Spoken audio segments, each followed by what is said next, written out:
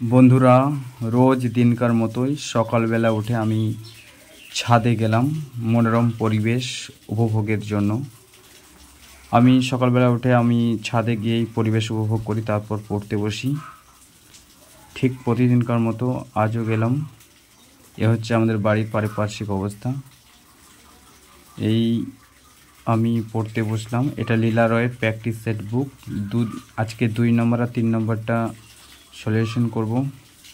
আমি mock test রোজ দিই না, কারণ মক টেস্টে আমার নাম্বার এভারেজ একই রকম আসছে, সেজন্য প্রশ্নগুলো কারেকশন করি, সলিউশন করি, ম্যাথ রিজনিং বিশেষ করে। আর অনেক দিন পর পর যেগুলো কারেকশন করি ওগুলো আবার টেস্ট দিই। 10টা বই বারবার পড়া থেকে একটা বই 10 বার পড়া আমার মনে হয় বেশি ভালো। সেই হিসাবেই আমি পড়ছি আর কি। এই আমার বন্ধু, আমরা ছোটোবেলায় একসঙ্গে পড়াশোনা করেছি একদম কলেজ অবধি।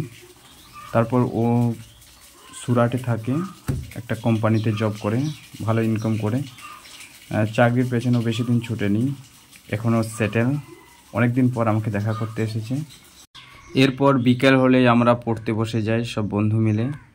আজকে যে সেটটা নিয়ে কারেকশন করলাম, প্রিপারেশন নিলাম আর কি, সেই সেটের বেশ কিছু ইম্পর্টেন্ট প্রশ্ন আমার মনে হয়েছে, এগুলো ইম্পর্টেন্ট, তো সেগুলোই আমি আমার ভিডিওর মাধ্যমে ডিসকাস করছি। বিশেষ করে একটা প্রশ্ন ছিল যে 3 এপ্রিল 2024 সালে যে ভূমিকম্পে ক্ষতিগ্রস্ত হয়েছিল, 3 এপ্রিল 2024 সালে ভূমিকম্পে ক্ষতিগ্রস্ত হয়েছিল কোন দেশ? এটা তাইওয়ান। ঠিক আছে, তাইওয়ানে ভূমিকম্প হয়েছিল 2024 সালে 3 এপ্রিল, এখানে ক্ষতিগ্রস্ত হয়েছিল। এই তাইওয়ানের রাজধানী হচ্ছে তাইপে। ঠিক আছে, তারপর প্রশ্ন ছিল যে কোন governor general fort William college স্থাপন করেছে? অ্যাকচুয়ালি ফোর্ট উইলিয়াম দুর্গ একটা আছে, ফোর্ট উইলিয়াম কলেজ 1700 সালের দিকে ফোর্ট উইলিয়াম দুর্গ স্থাপিত হয়েছিল। আর ফোর্ট উইলিয়াম যেটা কলেজ সেটা স্থাপন করেছেন লর্ড ওয়েলেসলি। ঠিক আছে, লর্ড ওয়েলেসলি। আচ্ছা, তারপরে ভারতের কোথায় গান্ধীজি প্রথম সত্যাগ্রহ আন্দোলন শুরু করেছেন? গান্ধীজি প্রথম সত্যাগ্রহ আন্দোলন শুরু করেছিলেন বিহারের চম্পারণে। সাধারণত নীলকর চাষিদের পক্ষ নিয়ে তিনি নীলকর সাহেবদের অত্যাচারের বিরুদ্ধে এই সত্যাগ্রহ আন্দোলন শুরু করেছেন। ভারতের বুকে গান্ধীজির প্রথম অহিংস সত্যাগ্রহ সফল আন্দোলন এই বিহারের চম্পারণ।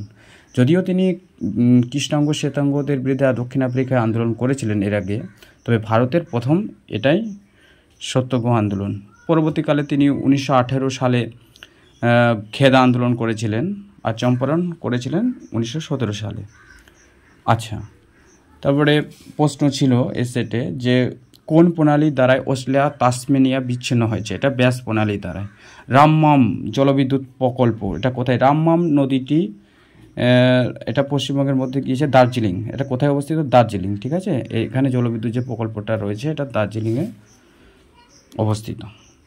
আচ্ছা, বিশ্বের বৃহত্তম মরুভূমির নাম ছিল, এখানে এগুলো সহজ প্রশ্ন যদিও, তবে এই প্রশ্নের সাপেক্ষে কিছু প্রশ্ন পড়তে হবে, হয়তো মরুভূমি থেকে এসেছে বা অন্য কিছু আসতে পারে। যে বিশ্বের বৃহত্তম মরুভূমি সাহারা, এটা কোথায় অবস্থিত? এটা হচ্ছে আফ্রিকা মহাদেশ, মিশর দেশে। মিশর দেশে পৃথিবীর মধ্যে সবথেকে বড় নদী নীল নদ অবস্থিত, আবার সাহারা মরুভূমিও মিশরেই অবস্থিত, আফ্রিকা মহাদেশের মধ্যে পড়ছে এটা।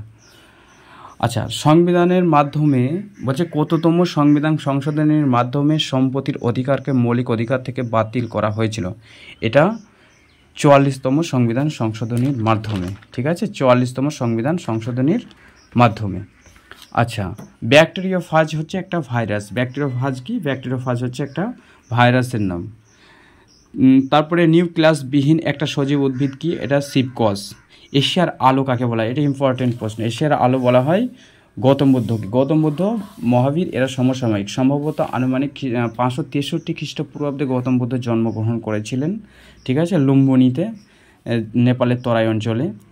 ঠিক আছে, উনি বৌদ্ধ ধর্মের প্রবর্তক। বৌদ্ধ ধর্মের অন্যতম গ্রন্থ হচ্ছে ত্রিপিটক, যেটা পালি ভাষায় লেখা।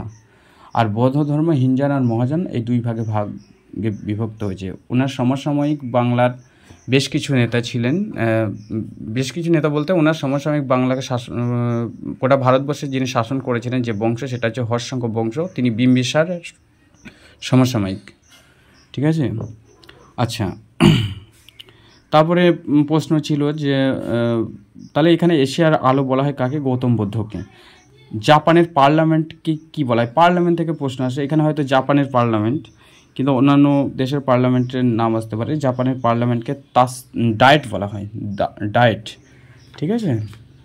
কোন সালে কলকাতা ব্রিটিশ ভারতের রাজধানী মানে দিল্লি হয়ে গেছিলো, মানে ভারতের রাজধানী কলকাতা থেকে দিল্লি চলে গেছিলো কোন সালে? এটা 1911 সালের ডিসেম্বরের শেষের দিকে, মানে যেদিন বঙ্গভঙ্গ আন্দোলন রোধ করা হয় ঠিক সেদিনই 1911 সালে ডিসেম্বরের দিকে ভারতের রাজধানী কলকাতা থেকে দিল্লিতে স্থানান্তর করেন। সেই সময় গভর্নর জেনারেল ছিলেন লর্ড হার্ডিঞ্জ। কে ছিলেন? Lord Hardinge. কাঞ্চনজঙ্ঘা পর্বতশৃঙ্গটি কোথায়? কাঞ্চনজঙ্ঘা হচ্ছে এটা সিকিমে অবস্থিত। ভারতের দ্বিতীয় বৃহত্তম কি পর্বতশৃঙ্গ, ঠিক আছে, দ্বিতীয় বৃহত্তম পর্বতশৃঙ্গ। এর তোমার দৈর্ঘ্য হচ্ছে 8,598 মিটার। আর যদি প্রশ্ন আসে যে পশ্চিমবঙ্গের সর্বোচ্চ শৃঙ্গের নাম কি, তাহলে সন্ধ্যাকপু, যার দৈর্ঘ্য 3,630 মিটার, 3,630 মিটার। সবথেকে বনভূমি কোথায় দেখতে পাওয়া যায়?